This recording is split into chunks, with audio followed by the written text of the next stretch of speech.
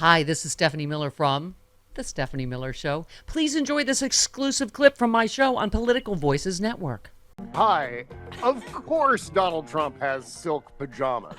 The part that was even more gross was when he appeared with just wearing a pair of boxer shorts. Yeah. He's apparently completely unaware of what his body looks like. At least, on some level that's admirable. Like, okay, I'm just going to own this, whatever this is, this microwave hot dog appearance that I have. You're the only man I want to see in satin pajamas ever. I don't know. I don't think you want to see that. I don't think anyone wants to see that. But Jody sort of pointed out that was the other icky part is he did sort of block her leaving, and it's the power differential. It's the I'll get you out of that trailer park, honey bunch. Yeah, because he's dangling a carrot, and the carrot is an appearance on that baby carrot. Stupid show. Very, very small. Little teeny tiny nose carrot. The little babies ones that you can get. The one at the bottom of the bag. You're like, do I eat this or I throw it out? Yeah, the gross carrot. Right. It's the gross one.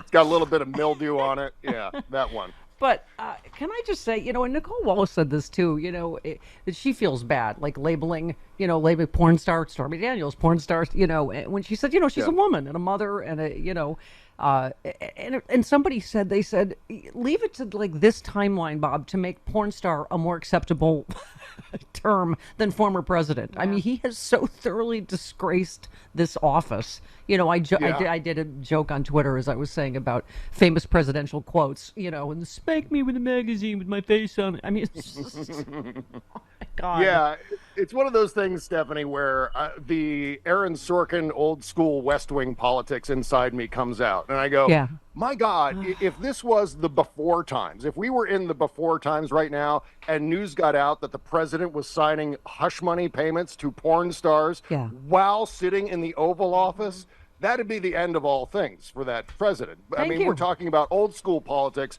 where Howard Dean going, was disqualifying. Somebody tweeted that. They said, I'm old enough to remember a woman, not your wife, sitting on your lap was the end of a presidential campaign. If you watch the Gary Hart movie. Hart. Yeah. Right. Gary Hart from Beyond the Grave is still screaming like, how does he keep getting away? He can't keep getting away with this. He's doing the Jesse Pinkman thing. Right? Exactly. And you know what?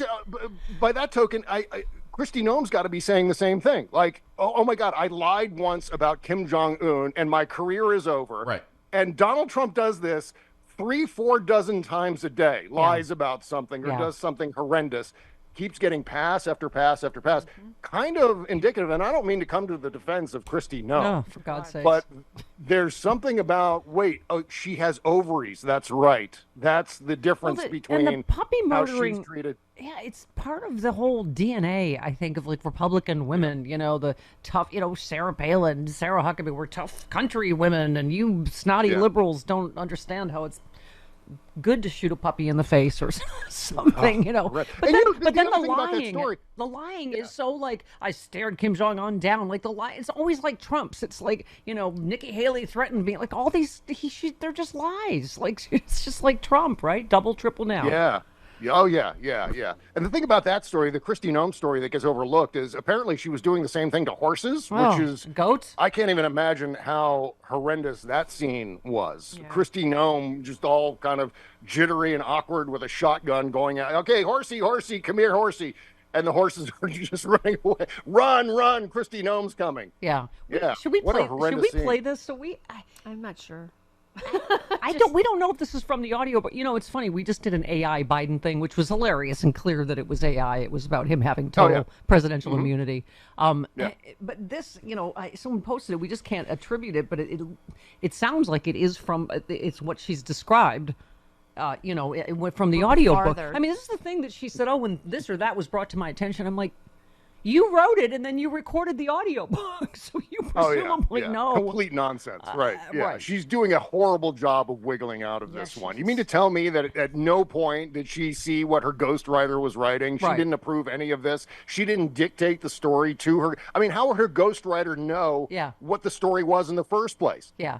Without asking Kristi Noem, what happened with the dog? And the what puppy happened story, with the goat? And the goat story, he's doubled and tripled down on and suggested shooting more dogs, like President Biden's dogs. Yeah.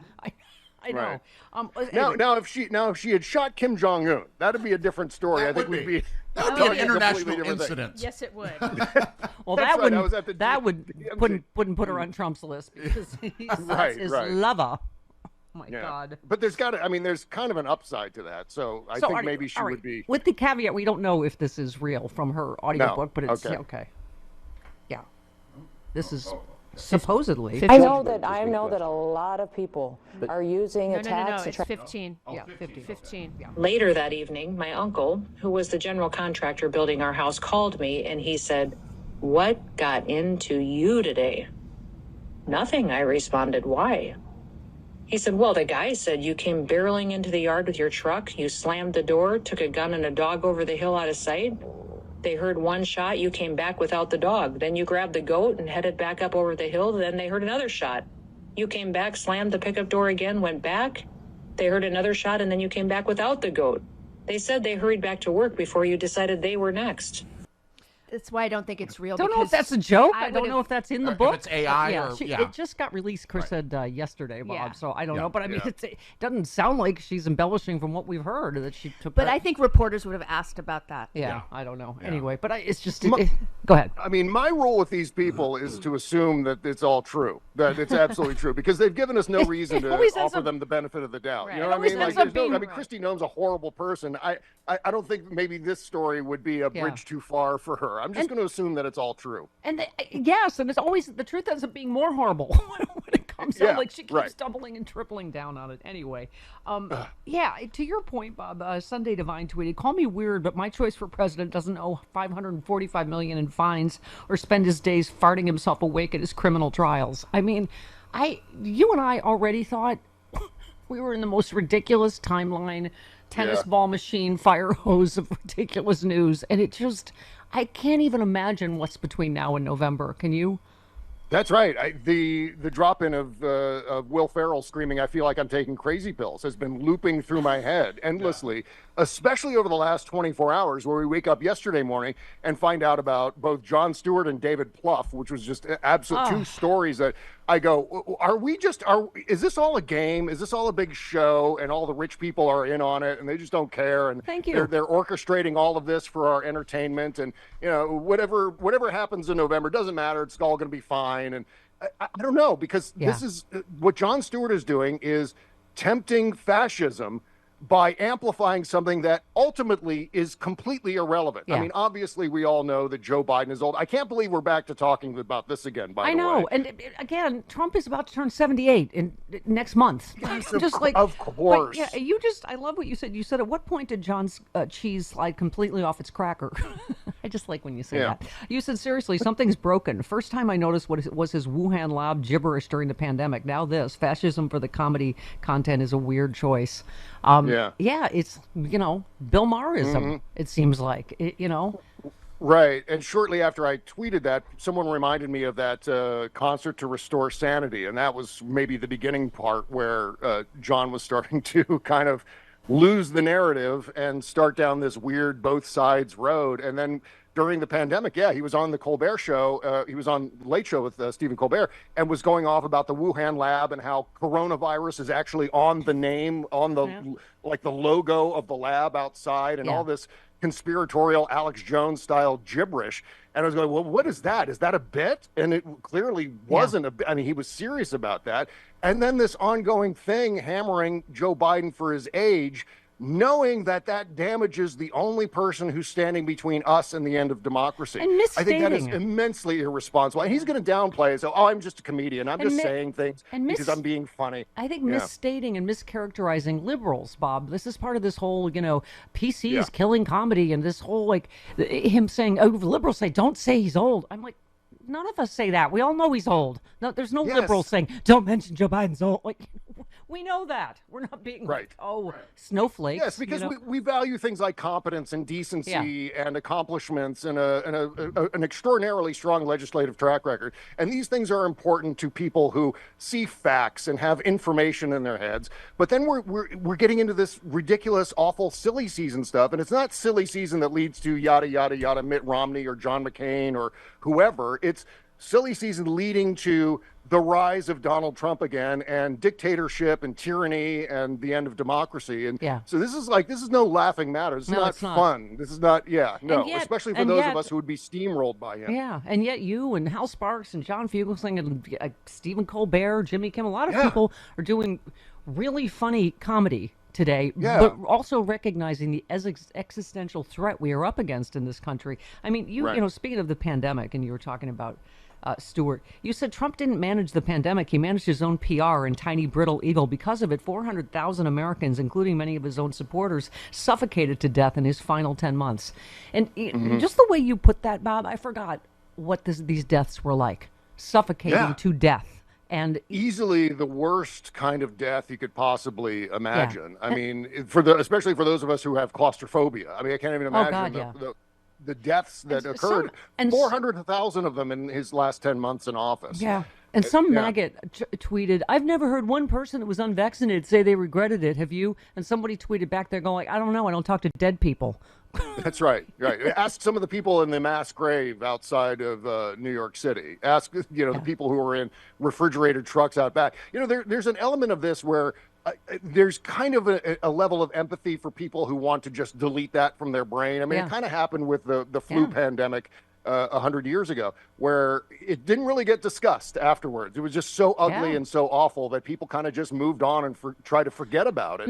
And maybe there's an element of that, but we have to remember the politics of what manifested that death and the disaster that it was, where the president of the United States, especially now, had the power to prevent it, and he did not, for a variety of reasons, one of which being his ambition, wealth, ego, craving for power, and Bob, the rest of it. I've said it now that I'm single again, and just, for the last couple of months, my COVID PTSD is being retriggered because I'm alone almost as much as I was, during and I understand people just want to block out that period, I was alone in my house for 2-3 years. I mean, it's not the way humans are meant to live, Yeah, well, one of the stories that came and went last week that it didn't get a lot of conversation is that one of the things Donald Trump told Time magazine is he wants to close the pandemic preparedness office. Thank you. Right for bird flu. Right. Bird flu. Right in time for bird flu. That's smart. Let's have that guy back because Jon Stewart says Joe Biden's too old or something. That's woke something. We're insane. You retweeted Biden took the lead in decision desk headquarters polling for the first time since October. # don't get happy. I know 2 polls had him up 4 points, 5 points, but it's the polar coaster. Cause then the week before you're like, oh my God. That's one of the things that, as someone who's followed politics for the last 30 years, that's something where I'm having a hard time breaking myself up, going over to RCP and pouring through the numbers and saying, where's this going? Where's this headed? Where were we?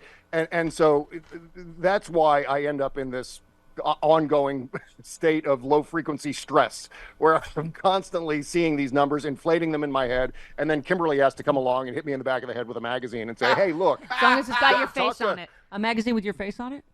Yes, right. Yes, a copy of Fortune magazine rolled up. I demanded, in fact, if I start going off on polls, hit me in the back of the head with a Fortune magazine. I thought I was going to say the cover of Nerd Monthly. That's right. Starlog.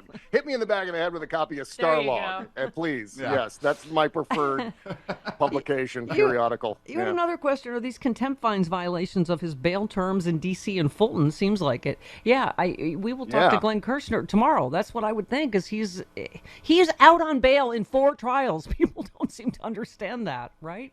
Right. And I love the idea of him going to jail incrementally, though, in Judge Merchan's court. I think Andrew Weissman was saying on Lawrence's show the other night that there could be a few steps before Donald Trump goes to Rikers, where maybe for a while Donald Trump has to sit in a cage in the courtroom and sit in a cage like in his beloved Russia. In his beloved Russia, we'll give him the glass, cage. Right. And of course, he'd be accustomed to that because he goes outside and stands in a little playpen cage there. They've made a little square for him to stand in with squeaky toys and the tiny accordion. Yeah. Yes, that's right.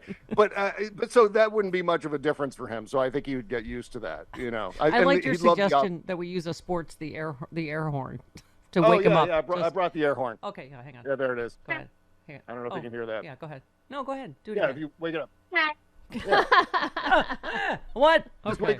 just right up next to the ear, like Danny DeVito does to Ann Ramsey and Throw Mama from a Train. Just goes right up. Owen!